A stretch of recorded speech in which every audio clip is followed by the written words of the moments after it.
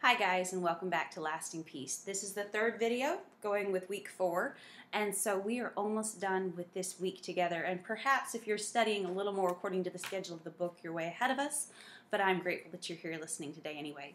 We've been discussing freedom this week, the pros and the cons of it, the absolute glory of it, and the ways that we should manage it.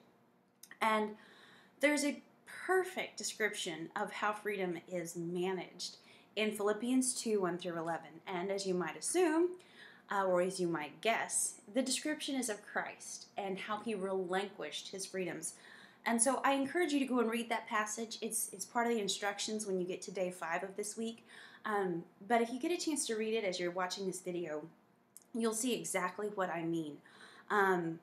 The verse in particular that this relates to, it says, "Have this mind in yourselves also, which was also in Christ Jesus, who, although he existed in the form of God, did not count equality with God a thing to be grasped, but made himself nothing, taking the form of a servant, and becoming in the likeness of men. And being found in human form, he humbled himself by becoming obedient to the point of death, even death on the cross." Jesus Christ had not only the greatest humility of any human that ever walked the earth, but the greatest power, the greatest authority, the greatest identity. And yet he relinquished that in order to die on the cross for you and me. And Paul tells us to have that same mind in ourselves. I give a good, I think, example in the study itself, but a smaller, more silly example, I guess, would be, say that you even come to a four-way stop and someone decides that they're going to take your right away. You might have the right to blare on the horn, to yell at them, to call them names because you were right and they were wrong.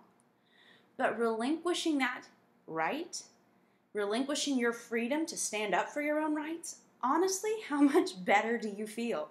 Your blood pressure is ridiculously lower than it might have been. And so I hope the story in the Bible study itself is a little more poignant and applicable to your own life. It was for me. It's something that exactly happened with me and my husband. But that's what I want us to think about as we close this chapter on freedom.